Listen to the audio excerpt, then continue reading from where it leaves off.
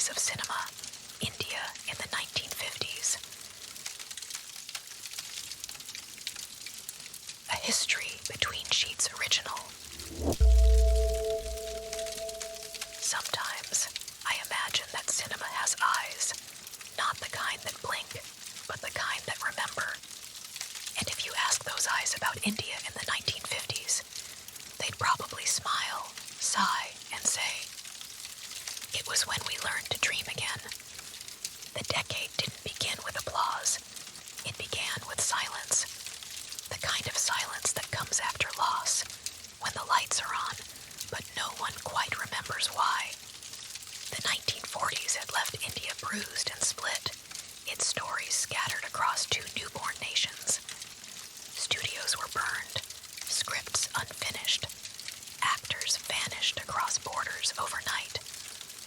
One day, you were shooting a scene in Lahore. The next, the studio itself was gone, replaced by a line on a map. And yet, somewhere in the chaos, the projectors still whirred. A few reels survived, a few hearts stayed stubborn, and out of that fragile noise came something extraordinary, the resurrection of Indian cinema. I'm so glad we're here together, wishing you peace, harmony, and historic inspiration. But before we dive in, take just a second to subscribe to the channel. Only if you truly like what we do, of course. No pressure. And before we set off on this cinematic journey through time, tell us where you're listening from and what time it is right now. Drop it in the comments below. Let's build a global community of history lovers, one story at a time. In 1947, when the tricolor rose against the dawn, it wasn't just a country that was reborn. It was its imagination. Filmmakers, writers, musicians, all of them suddenly had this impossible task: to teach a newly independent nation how to feel again. And they did it with stories. You see, in India, stories aren't just told, they sing.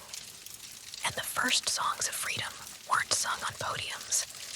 They were sung in dark theaters where strangers sat shoulder to shoulder, watching dreams flicker on a trembling screen. Those early post-partition films carried both hope and hunger. They were stitched together with borrowed film stock, secondhand cameras, and sometimes borrowed tears.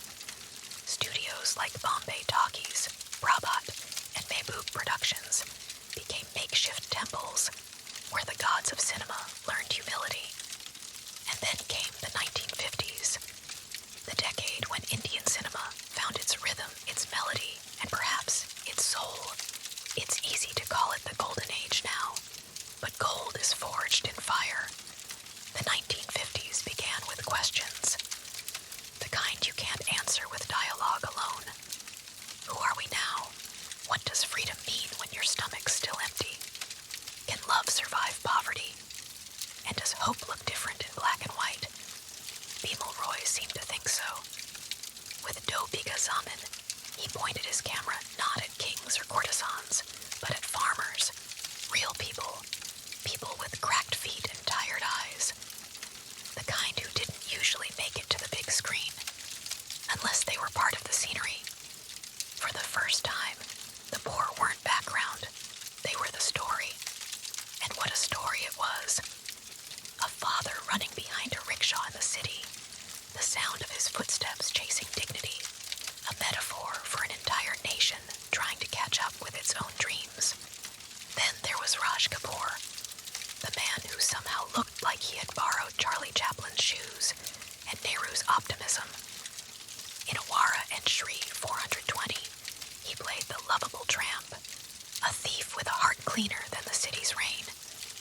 Audiences adored him, because in him, they saw themselves, flawed, funny, foolishly hopeful. And that's the charm of 1950s cinema. It laughed even when it cried.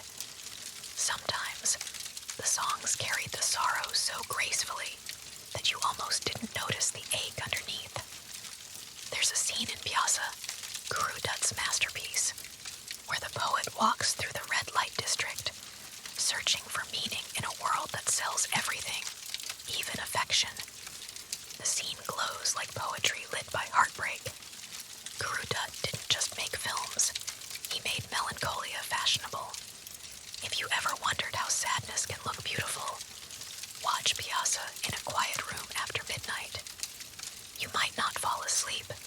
but your soul will hum a tune.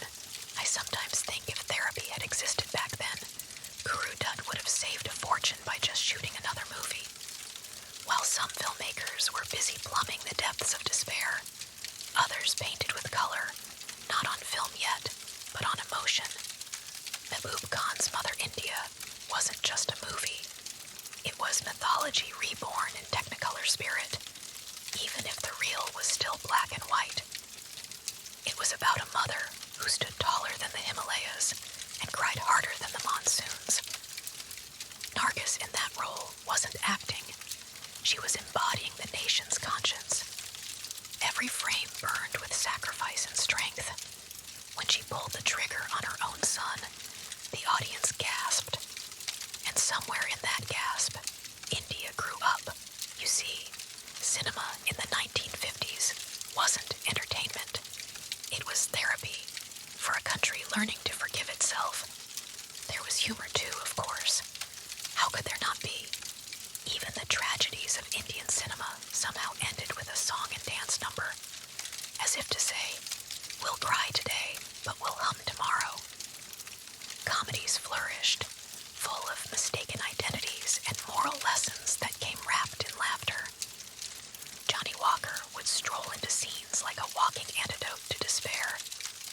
And if the hero was heartbroken, you could count on Walker to pour him a soda and a philosophy lesson in rhyme. Music, in fact, was the spine of the 1950s. The lyricists were poets who accidentally wandered into film studios and stayed because the tea was free. Sahir Ludianvi, Shakil Badayuni, Shailendra. They didn't just write songs. They wrote confessions, protests, lullabies, and revolutions, all within 3 minutes, and every household had its own playback singer, usually Lata Mangeshkar, whose voice sounded less like a human and more like nostalgia with perfect pitch. Mohammed Rafi, Mukesh, Hemant Kumar. They didn't sing for money. They sang like they owed someone a lifetime of emotion. You couldn't escape music in the 1950s. And honestly, why would you want to? Let's not forget the women behind the screens. In a decade ruled by male directors and patriarchal themes, women still found a way to shine, sometimes defiantly, sometimes quietly. Nargis, Meena Kumari, Vijayanthamala, Madhubala, each became a constellation in the cinematic sky. Meena Kumari, the tragedy queen, could make you cry even if she was reading a grocery list. Madhubala could make you believe in love even if you'd just given up on dating. And Nargis, well, Nargis was everyone's mother, muse, and memory rolled into one elegant silhouette. But behind those glamorous faces, there were editors, assistants, playback singers, and choreographers. Women who carved spaces in studios full of cigarette smoke and skepticism. They were the invisible architects of Indian cinema's empathy. By the mid-1950s, India had found its cinematic identity. Somewhere between heartbreak and humor, between the village and the city, between realism and reverie. The films mirrored a society juggling ideals and rent payments. You could step out of a theater after watching Pyaasa or Do Bigha Zamin and still find your rickshaw driver humming the same tune you just heard on screen. Cinema wasn't elite. It was everyone's shared dream, and it wasn't afraid to bite. Filmmakers tackled themes like corruption, class, and morality, not with lectures, but with stories that made you feel first and think later. Nehru's India wanted progress, and filmmakers like Satyajit Ray reminded it not to forget compassion. Pather Panchali may have been slow by urban standards, but its stillness was revolutionary. It was a whisper in a decade full of noise, and somehow that whisper echoed across the world. Funny how even poverty looked poetic when Ray filmed it. Maybe that's the magic of cinema. It turns reality into rhythm. The 1950s also saw the birth of fan culture. People started writing letters to actors as if they were distant relatives. Some sent silk scarves. Some sent marriage proposals. And a few, I kid you not, sent recipes. Apparently, nothing says "I adore you" like your grandmother's pickle formula. Cinemas became temples, and matinee idols became demigods. Film magazines exploded with gossip and glamour shots, though most of them were black and white. So everyone just assumed every star was tall, fair, and perfect. Film critics, too, had their day, usually after they'd had their drink. They'd argue for hours about whether Raj Kapoor represented socialism or seduction, and somehow both were true. Looking back, the 1950s feel like a dream caught between two heartbeats. The trauma of partition behind, and the chaos of modernity ahead. It was a decade when India wasn't sure what kind of movie it wanted to be, but it kept filming anyway, scene by scene, mistake by mistake, miracle by miracle. The sets were crude, the budget small, but the hearts behind the cameras were enormous. They built studios out of bamboo and borrowed lights, recorded songs in one take, and prayed the power wouldn't go out mid-shot.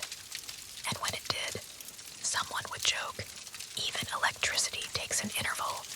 By the end of the decade, Indian cinema had something no other industry could replicate. A heartbeat synchronized with its audience. It wasn't perfect, it wasn't polished, but it was alive. The 1950s taught India that art doesn't have to be flawless. It just has to be faithful. Faithful to its people, their struggles, and their dreams. When the lights dimmed and the opening credits rolled, it didn't matter if you were rich or poor, Hindu or Muslim, from Delhi or Dhaka. For 2 hours, you belonged to the same dream. And that dream, that fragile flickering beam of light, was enough to keep an entire generation believing that life, like cinema, always finds its next reel. So tonight, if you lie awake and the world feels too modern, too loud, too uncertain, close your eyes. Imagine an old projector starting up in the corner of your mind. Hear the crackle, the hum, the hiss of film. See the glow of black and white faces, laughing, crying, dancing across 1,000 smoky theaters. That was 1950s India. A decade of resilience, romance, and rhythm. A time when stories didn't just entertain, they healed. And as the screen fades to blacks, remember, history isn't written in textbooks alone. Sometimes it's whispered in lullabies of celluloid. Good night, and may your dreams be in black and white.